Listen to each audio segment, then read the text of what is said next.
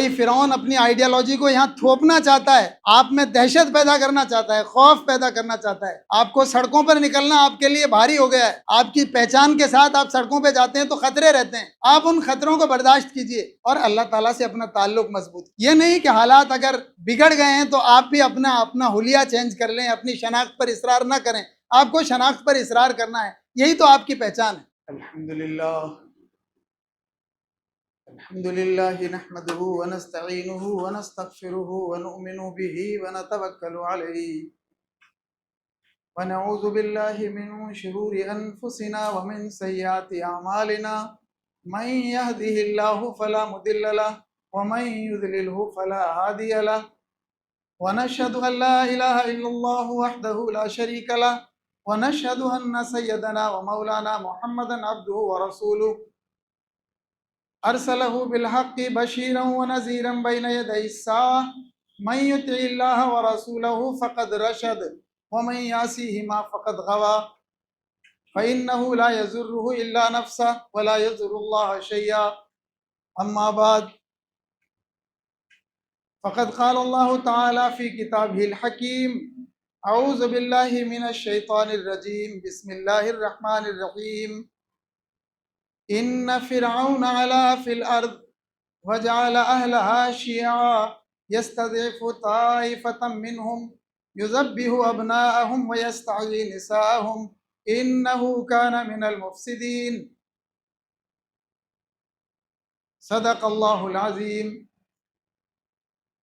تمام تعریفیں اللہ رب العالمین کے لیے جو اس پوری کائنات کا اکیلا خالق، مالک اور پروردگار ہے، جس کے اشاروں پر یہ چاند، یہ سورج، یہ ستارے جھلملاتے ہیں اور جس کے اشارے پر بادلوں سے پانی برستا ہے، جو انسانوں کا اس دھرتی پر وجود ممکن بناتا ہے، جو اگر چاہے تو انسانوں کی زندگی گزارنے کے وسائل ختم کر دے، وہ جس کے رزق کو چاہے وسیع کر دے اور جس کے رزق کو چاہے تنگ کر دے. یبسط الرزق لمن یشاء ویقدر. اللہ کی رحمتیں، اللہ کی عنایتیں ہوں اللہ کے اس پاک، ان تمام پاک بندوں پر جو اللہ کا پیغام لے کر کے اس دنیا میں مبعوث فرمائے گئے، جنہوں نے دنیا کو اللہ کا راستہ بتایا، بالخصوص آخری نبی محمد رسول اللہ صلی اللہ علیہ وسلم پر، جن کی طفیل اس انسانیت کو اللہ کا سیدھا راستہ ملا، قرآن پاک کی دولت ملی اور اللہ کی رضا اور ناراضی کا جو راستہ ہے وہ معلوم ہوا. اللہ کی محبتیں، عنایتیں، حفاظتیں ہوں اللہ کے ان پاک بندوں پر جنہوں نے نبی کے اس پیغام کو لے کر کے پوری دنیا والوں تک اس کو متعارف کرایا اور آج بھی اس پر کاربند ہیں، اسی فکر میں لگے ہوئے ہیں کہ اللہ کا ایک پیغام ایک ایک بندے تک پہنچ جائے، اللہ کی زمین پر اللہ کا پیغام غالب آئے، اللہ کا نظام غالب آئے، اللہ کی حفاظتیں ہوں اور اللہ کی محبتیں ہوں ان لوگوں کو. میرے بھائیوں، میں نے اللہ کے کلام کی چند آیات، ایک آیت آپ کے سامنے سورہ قصص سے تلاوت کی، جس کا ترجمہ اس طرح سے ہے: ان فرعون علا فی الارض. فرعون زمین میں سرکش ہو گیا تھا. وجعل اہلہا شیعا. دھرتی کے باسیوں کو اس نے طبقات میں بانٹ دیا تھا، یہ نیچے لوگ ہیں، یہ اونچے لوگ ہیں. وجعل اہلہا شیعا یستضعف طائفۃ منہم. ایک گروہ نیچا سمجھا جاتا تھا اور ایک گروہ کے لیے خصوصی رعایات تھی. یستضعف طائفۃ منہم یذبح ابناءہم ویستحیی نساءہم. وہ لوگ جو مستضعفین سمجھے جاتے تھے، نیچے سمجھے جاتے تھے، ان کی نسل کشی کی جاتی تھی، ان کے ایک طرح سے جو ان کا ٹیلنٹ تھا اس کی کلنگ کی جاتی تھی، ان کے بچوں کو ذبح کیا جاتا اور ان کی خواتین کو، ان کی عورتوں کو زندہ رکھا جاتا تھا. انہو کان من المفسدین. یہی فساد کی، یہ سمجھیے آپ کے سب سے اونچی صورت ہے. اس نے اس زمین پر فساد پھیلا دیا تھا، وہ فساد پھیلانے والوں میں سے. اللہ تعالیٰ اس آیت کے ذریعے سے قرآن پاک میں جو قصے آئے ہیں قرآن پاک نے ان قصوں کے آنے کا مقصد بیان فرمایا، وَكُلًّا نَقُصُّ عَلَيْكَ مِنْ أَنْبَاءِ الرُّسُلِ مَا نُثَبِّتُ بِهِ فُؤَادَكَ وَجَاءَكَ فِي هَٰذِهِ الْحَقُّ وَمَوْعِظَةٌ وَذِكْرَىٰ لِلْمُؤْمِنِينَ۔ یہ قصے ہم اس لیے نہیں بیان کرتے کہ تمہارے ذہن کی کا تعیش ہو، اس لیے بیان کرتے ہیں کہ تمہاری دل جمعی، نثبت نثبت بِهِ فُؤَادَكَ، تمہاری دل جمعی ہو، اس سے تمہیں ثبات قدمی ملے، اس سے مضبوطی ملے تم، وجاءک فی ھذ، ان کے ذریعے سے حق بات آپ تک پہنچ جائے، موعظت اور ہدایت آپ تک اس کے ذریعے سے پہنچ جائے۔ ہمیں اسی پس منظر میں ان قصوں کو دیکھنا چاہیے۔ مجھے حکم ہوا کہ آپ کے سامنے خطبے کے لیے حاضر ہوں، میں نے سوچا کہ اسی آیت پر آپ سے گفتگو کروں۔ ہزاروں سال پہلے ایک شخص اس دنیا پر حکمرانی کے لیے تیار ہوتا ہے، حکمرانی کرتا ہے، اس کا یہ اعلان ہوتا ہے کہ میں اس دنیا میں سب سے بڑا ہوں، سارے اختیارات میرے ہاتھ میں ہیں۔ وہ سرکش ہو جاتا ہے، بندے کی جو حد ہے اس سے نکل کر کے مالک کی جو حد ہے، اس دنیا کا مالک تو رب العالمین ہے، اگر کسی کو کچھ محدود اختیارات دے دیے جائیں اور یہ سمجھے کہ یہ کائنات میرے کہنے سے چل رہی ہے، سورج میرے کہنے سے اگتا ہے، بارشیں میرے حکم سے ہوتی ہیں، یہ اس کی نادانی کے علاوہ اور کچھ بھی نہیں ہے۔ ایک شخص کھڑا ہو کر کے وہ اسی نادانی میں مبتلا ہوتا ہے، اسے وہ چاہے اپنی زبان سے نہیں کہتا ہو، لیکن زبان حال سے کہتا ہے انا ربکم الاعلی، میں تمہارا رب ہوں، سب سے بڑا میں ہی تو ہوں، میرے علاوہ کون ہے تمہارا؟ وہ لوگوں کو یہ بتانے کی کوشش کرتا ہے کہ مجھ سے بڑا یہاں کوئی بھی نہیں ہے، یا ایھا الملؤ ما علمت لکم من الہ غیری، اے میرے درباریوں بتاؤ مجھ سے بڑا اور کون ہے تمہارے لیے؟ ما علمت لکم من الہ غیری، میرے علاوہ اور کوئی، میں تو جانتا نہیں ہوں کہ تمہارا اور کوئی معبود ہو، تمہارا اور کوئی مالک ہو، تمہارے سارے اختیارات جس کے ہاتھ میں ہوں۔ ظاہر سی بات ہے جو درباری ٹولہ ہے وہ ان کی ہاں میں ہاں ملاتا ہو۔ اس نے زمین کا خدا ہونے کا زوم پالا، اپنے لوگوں سے اس بات کو منوایا، پھر اس نے اس پوری کی پوری قوم کو جو اس کے ماتحت ہے ایسا نشہ پلایا کہ وہ اس کے گرویدہ ہو گئے۔ سب سے پہلے تو انہوں نے لوگوں کو یہ سمجھانے کی کوشش کی کہ دیکھو یہ زمین جو ہے یہ تمہاری زمین ہے، یہ مصر جو ہے یہ انتہائی زرخیز زمین یہ تمہاری ہے، میری زمین ہے، میں اس کا مالک ہوں اور تم میرے ہو۔ اس بات کو سمجھا کر کے ان کو نیشنلزم کی شراب پلانے کی کوشش کی گئی، یہ ملک ہمارا ہے، الیس لی ملک مصر وہذہ الانہار تجری من تحتی، دیکھو یہ ملک مصر، میرا ملک مصر، اور یہ یہاں کی یہ بہتی ہوئی گنگا جمنا ہے، یہ نیل ندی، یہ سب ہماری ہے، یہ ہمارے چرنوں کو اسپرش کرتی ہوئی بہتی ہیں۔ یہ ان کو پلانے کی کوشش کی، تم سریشٹ ہو دنیا میں، تم سے بلند، تم سے عظمت والا اور کوئی نہیں۔ دوسری بات یہ ان کو کلچرل نیشنلزم سمجھانے، ان کو تہذیبی اور ثقافتی جو قومیت ہے وہ ان کو پلانے کی کوشش کی گئی۔ ان کو سمجھایا گیا کہ تمہارا جو کلچر ہے، تمہاری جو سنسکرتی ہے، تمہاری جو تہذیب ہے وہ دنیا میں سب سے اچھی ہے۔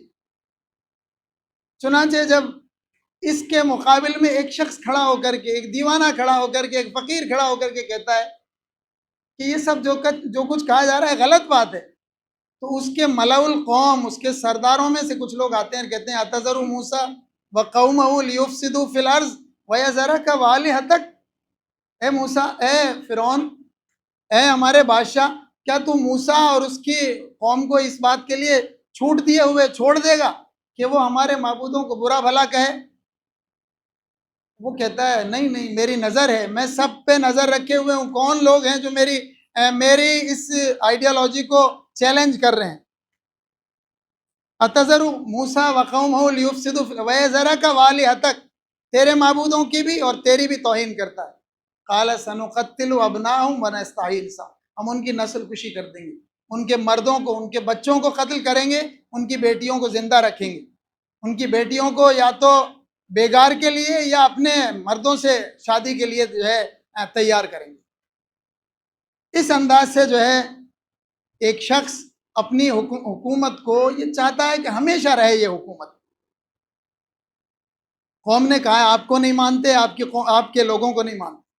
پھر دوسری بات اس نے وہ لوگ جو ان کی مخالفت میں تھوڑے کھڑے ہوئے، جو نظریاتی طور سے ان سے متفق نہیں تھے، قوم بنی اسرائیل ایک قوم تھی جو، اور ایک قوم وہ تھی جس سے فرعون کا تعلق تھا، قبطی قوم۔ قبطی قوم کے اندر یہ چیز پہلے سے بیٹھی ہوئی تھی کہ ہم سب سے افضل ہیں اور اس دنیا میں حکمرانی کے لیے ہم پیدا کیے گئے ہیں۔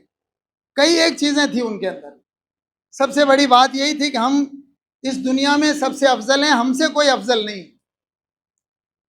اور یہ لوگ جو ہمارے مقابل میں ہیں، یہ لوگ باہر سے آئے ہوئے لوگ، بنی اسرائیل کے تعلق سے وہ پردیسی تھے، وہ کنعان سے جا کر کے مصر میں آباد ہوئے تھے۔ پہلی بات یہ بتائی گئی کہ جو آپ کی آئیڈیالوجی کی مخالفت کر رہے ہیں، یہ لوگ یہاں کے ہیں ہی نہیں، یہاں کی تہذیب، ان کے عقیدت کے مراکز مصر کی سرزمین سے باہر ہیں، اس لیے ان کو تو یہاں بولنے کی حق کا حق ہی نہیں ہونا چاہیے۔ یہ ان کو سمجھایا گیا، عوام الناس کو سمجھایا گیا، کیونکہ سلطنت اگر جبر کرتی ہے تو ظاہر سی بات ہے کچھ لوگ تو حق گو ہوتے ہیں غیروں میں بھی، تو ان کی ذہن سازی کے لیے باقاعدہ یہ پلاننگ کی گئی کہ ان کو سمجھایا گیا کہ دیکھو یہ لوگ ایسے ہیں، یہ یہاں کے نہیں ہیں، یہاں کے مول نواسی نہیں ہیں، یہاں کی تہذیب سے ان کو جو ہے کوئی وابستگی نہیں، سمجھانے کی کوشش کی گئی ان کو۔ تیسری بات ان سے کہی گئی کہ میرا اندیشہ ہے کہ ان لوگوں کا وجود تمہاری تہذیب کے لیے اور تمہاری زمین کے لیے خطرہ ہو جائے۔ اور یہ قرآن پاک نے اس قصے کے اندر ان ساری چیزوں کو بیان کیا ہے۔ قوم فرعون کو خوف کی نفسیات میں مبتلا کرنے کی کوشش کی گئی، قوم فرعون کو، اور اس کے مقابلے میں جو بنی اسرائیل ہیں ان کو بھی خوف کی نفسیات میں مبتلا کرنے کی کوشش، ان کو ان کے مخالف کھڑا کرنے کی کوشش کی گئی۔ قوم فرعون کو سمجھایا گیا کہ انی اخاف ان یبدل دینکم او ان یظہر فی الارض الفساد، مجھے اس بات کا اندیشہ ہے کہ یہ تمہارا دین نہ بدل دے، دین نہ چھین لے تم سے۔ یہ اس انداز سے تبلیغ کے لیے کھڑا ہوا ہے، ایک ایک آدمی سے جا کر کے کہہ رہا ہے، اندیشہ اس بات کا ہے کہ تمہارا دین نہ چھن جائے۔ یہ بات سمجھانے کی کوشش، لوگ ماننے بھی لگے، کہا تمہاری زمین ہتھیا سکتا ہے، ان ہذانی لساہرانی یریدانی ان یخرجاکم من ارضکم بسحرہما، یہ دو جادوگر یہ اپنے جادو کے بل پر تمہاری زمین نہ ہتھیا لیں۔ تیسری بات کہی گئی کہ یہ تمہاری جو آئیڈیل سنسکرتی ہے، تمہاری جو مثالی تہذیب ہے، اس کے لیے خطرہ ہیں۔ وَيَذْهَبَا بِطَرِيقَتِكُمُ الْمُثْلَى، تمہاری اس مثالی تہذیب کے لیے خطرہ ہیں۔ ان کے کھان پان کے انداز الگ ہیں، ان کے رہن سہن کے الگ انداز ہیں، ان کے بول چال کے الگ انداز، ان کی تہذیب الگ ہے، چنانچہ یہ تمہارے سماج کے لیے خطرہ ہے، ان سے دوریاں اختیار کرو۔ یعنی نفرت کا زہر ایسا گھولا گیا۔ اور پانچویں بات جو کہی گئی وہ یہ کہ یہ لوگ بہت اقلیت میں ہیں، ان ہؤلاء لشرذمۃ قلیلون وانہم لنا لغائظون وانا لجمیع حاضرون، یہ مٹھی بھر لوگ ہیں، شرذمۃ قلیلون چھوٹا سا گروہ ہے، وانہم لنا لغائظون، اور پھر یہ ہمیں اس بات اپنی آئیڈینٹی پر اصرار کر کے، اپنی شناخت پر اصرار کر کے ہمیں غصہ دلاتے ہیں، انہیں ہمارے رحم و کرم پر رہنا چاہیے۔ وَإِنَّهُمْ لَنَا لَغَائِظُونَ وَإِنَّا لَجَمِيعٌ حَاذِرُونَ، حالانکہ ہم چوکنا ہیں، ہم طاقت والے ہیں، جب چاہیں ان کو کچل سکتے ہیں۔ یہ باتیں ان کو سمجھانے کی کوشش کی۔ ظاہر سی بات ہے حضرت موسیٰ علیہ السلام کو ان سے مقابلہ کرنا تھا، اور وہ ہتھیار کے بل پر مقابلہ نہیں ہو سکتا تھا۔ انہوں نے بھی اپنی ایک اسٹریٹجی بنائی۔ میں آج اس حضرت موسیٰ علیہ السلام کے واقعے کو اس کی عصری معنویت میں آپ کے سامنے پیش کرنے کی کوشش کر رہا ہوں۔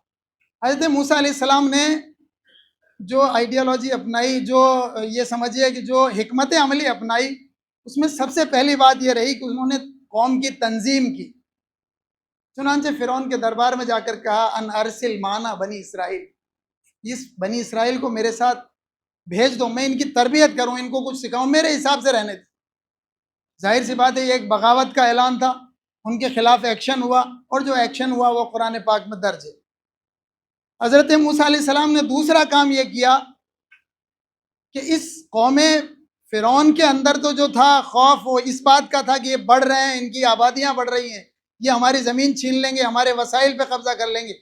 قوم موسیٰ علیہ السلام جو ہے اس میں یہ خوف تھا کہ ہمیں مار نہ دیں سب، کیونکہ بزدلی ان کے اندر آ گئی تھی۔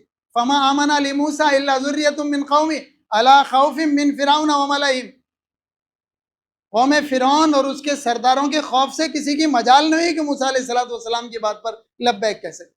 تو یہ خوف کی نفسیات حضرت موسیٰ علیہ السلام نے ختم کرنے کی کوشش، جو طریقے ہو سکتے تھے خوف کی نفسیات کو ختم کرنے کی کوشش کی گئی۔ قوم کے اندر سے خوف نکالا جائے۔ خوف جس دل میں بیٹھ جاتا ہے پھر وہ کسی کام کی نہیں رہتی۔ آدمی تیر رہا ہو اور تیرتے تیرتے وہ بدحواس ہو جائے، خوف اس کے اندر آ جائے تو اچھا تیراک بھی ڈوب جاتا ہے۔ خوف کی نفسیات ختم کی۔ تیسرا کام آپ نے کیا کہ لوگوں اللہ پر بھروسہ کرو، وتوکل علی اللہ وتوکل علی اللہ۔ قال موسیٰ لقوم استعینوا باللہ واصبروا ان الارض للہ یورثها من یشاء۔ توکل پیدا کیا اللہ کے بھروسے کہ دنیا تمہیں مٹانا چاہتی ہے، تو نہ مٹ جائے گا ایران کے مٹ جانے سے، نہ شے میں کو تعلق نہیں پیمانے سے، ہے آیا یورش تاتار کے افسانے سے، پاسباں مل گئے کعبے کو صنم خانے سے۔ کشتی حق کا زمانے میں سہارا تو ہے، اے دنوں رات ہے دھندلا سا ستارہ تو ہے۔ تجھے توکل ہونا چاہیے اللہ کی ذات پہ، تو ایسے نہیں مٹ جائے گا، تجھے مٹانے کی جو سائی یہ حضرت موسیٰ علیہ السلام نے اپنی قوم کے اندر پیدا کی کہ اللہ پر توکل کرو، اور فرمایا وَأُفَوِّضُ أَمْرِي إِلَى اللَّهِ، میں اپنے سارے معاملات اللہ کے ہوں، میں اپنی تدبیریں کرتا ہوں اور نتائج اللہ کی ذات پر ڈالتا ہوں۔ وہ مرد مومن کی جو تقریر ہے، کبھی موقع ملے تو پڑھی، انی توکلت علی اللہ ربی وربکم، میں اللہ پر توکل کرتا ہوں جو میرا پروردگار بھی ہے تمہارا پروردگار بھی۔ چوتھا کام آپ نے یہ کیا کہ بے کم و کاست اس قوم کو دعوت دی جو آپ کے مشن کو، آپ کی ذات کو، آپ کی قوم کو مٹانا چاہ رہا، دین کی دعوت۔ اذهب الى فرعون انه طغى فقولا له قولا لینا لعله يتذکر ویخشی، فرعون کے پاس جاؤ، نرم انداز میں اس سے گفتگو کرو، اور جتنے اچھے انداز ہو سکتے ہیں وہ دعوت دینے کے، لیکن بے کم و کاست کسی کے دباؤ کی وجہ سے اپنی دعوت میں مداہنت مت لاؤ، بے کم و کاست اپنی بات رکھو ان کے ساتھ۔ پانچویں بات یہ رہی تعلق دعوت کے ساتھ، بے کم و کاست دعوت دینا۔ چنانچہ حضرت موسیٰ علیہ السلام نے جو دعوت تھی صاف صاف انداز میں دعوت تھی، کوئی اس میں مداہنت نہیں رکھی کہ اس چیزوں سے لوگوں کی دل آزاری ہوگی، شرک کے خلاف بولنا ہے تو بالکل بولے۔ حضرت موسیٰ علیہ السلام سے پوچھا گیا قال فمن ربکما یا موسیٰ، اے موسیٰ تمہارا رب ہے کون، کس کی دعوت دے رہے ہو؟ کہا ربنا الذی اعطی کل شیء خلقہ ثم ہدی، میرا پروردگار وہ ہے جس نے ہر چیز کو، ہر جاندار کو پیدا کیا، پھر اس کو جیون کا طریقہ، زندگی کا راستہ دکھایا کہ مچھلی کا بچہ پیدا ہوتا ہے تو پیدا ہوتے ہی تیرنا سیکھ جاتا ہے اپنے آپ۔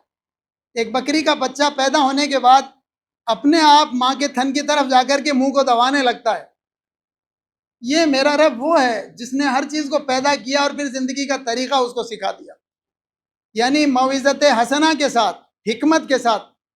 وہ یہ چاہتے تھے، جب ان سے سوال کیا گیا کہ قال فما بال القرون الاولیٰ، جو ہمارے بزرگ چلے گئے ان کے بارے میں کیا خیال ہے، وہ یہ چاہتے تھے کہ ان کی طرف سے یہ جواب آئے، کہیں کہ وہ سب جہنم میں۔ حضرت موسیٰ نے یہ جواب نہیں دیا، قال علمها عند ربی فی کتاب لا یضل ربی ولا ینسیٰ، کہ بھئی ان کا معاملہ میرے رب کے پاس ہے، وہ نہ تو بھولتا ہے اور نہ کسی چیز سے وہ جو ہے ایک طرح سے غافل ہوتا ہے، سب یاد ہے اسے، وہ جو چاہے گا کرے گا۔ یہ حکمت ہے، یہ موعظت حسنہ ہے اور یہ حکمت۔ تو یہ طریقے آپ نے اختیار کیے۔ اور آخری بات ہے تعلق باللہ۔ حضرت موسیٰ علیہ السلام نے قوم کو یہ پیغام دیا، لوگوں ان برے حالات میں جب چاروں طرف کٹھن حالات ہیں، مختلف انداز سے تمہیں دفن کرنے کی کوشش کی جا رہی ہے، تمہارے بچوں کو ذبح کیا جا رہا ہے، یذبح ابناہم ویستحیی نساءہم، تمہیں طرح طرح سے، صرف پولیٹیکلی نہیں، سماجی اعتبار سے بھی، اور یہ سمجھے ذاتی اعتبار سے بھی، ہر اعتبار سے تمہیں ختم کرنے کی کوشش کی جا رہی ہے۔ ایسے حالات میں اللہ سے تمہارا رشتہ بڑا مضبوط ہونا چاہیے، دعا کے ذریعے سے اپنا رشتہ بناؤ ان سے۔ چنانچہ حضرت موسیٰ علیہ السلام کے تعلق سے آتا آپ نے فرمایا، آپ کثرت سے دعا کرتے تھے، ربنا لا تجعلنا فتنۃ للقوم الظالمین. آپ کے جو دعائیں قرآن پاک میں مذکور ہیں، ربنا لا تجعلنا فتنۃ للقوم الظالمین ونجنا برحمتک من القوم الکافرین. اے اللہ ظالموں کے لیے مجھے فتنہ مت بنا اور اس ظالم قوم سے مجھے میری قوم کو نجات. تو آخری بات یہ کہ ہمارا، اب میں اس 1 منٹ میں آپ سے یہ بات کہنا چاہوں گا کہ یہ قصہ میں نے آپ کو اس لیے سنایا ہے تاکہ اس آئینے میں آپ اپنی صورت دیکھیں، اپنے اس وطن عزیز کی صورت دیکھیں. میں آپ کو ڈرا نہیں رہا ہوں، بلکہ میں یہ کہہ رہا ہوں کہ حالات جو بگاڑے جا رہے ہیں کسی فرعون کے، کوئی فرعون اپنی آئیڈیالوجی کو یہاں تھوپنا چاہتا ہے، آپ میں دہشت پیدا کرنا چاہتا ہے، خوف پیدا کرنا چاہتا ہے. آپ کو بھی موسیٰ علیہ السلام کی طرح سے خوف سے بالکل آزاد ہو جانا چاہیے. آپ کو سڑکوں پر نکلنا آپ کے لیے بھاری ہو گیا ہے، آپ کی پہچان کے ساتھ آپ سڑکوں پہ جاتے ہیں تو خطرے رہتے ہیں. آپ ان خطروں کو برداشت کیجئے اور اللہ تعالیٰ سے اپنا تعلق مضبوط کیجئے. یہ نہیں کہ حالات اگر بگڑ گئے ہیں تو آپ بھی اپنا حلیہ چینج کر لیں، اپنی شناخت پر اصرار نہ کریں. آپ کو شناخت پر اصرار کرنا ہے، یہی تو آپ کی پہچان ہے.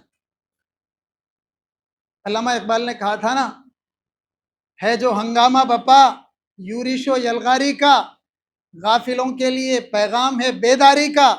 تو سمجھتا ہے یہ ساما ہے دل آزاری کا، امتحان ہے تیرے ایثار کا خودداری کا. کیوں ہراساں ہے سہیل فرس آدھا سے، دشمن کے گھوڑوں کی ہنہناہٹ سے تم تڑپ رہے ہو، تم جو ہے بے چین ہو رہے ہو. کیوں ہراساں ہے سہیل فرس آدھا سے، نور حق بجھ نہ سکے گا نفس آدھا سے.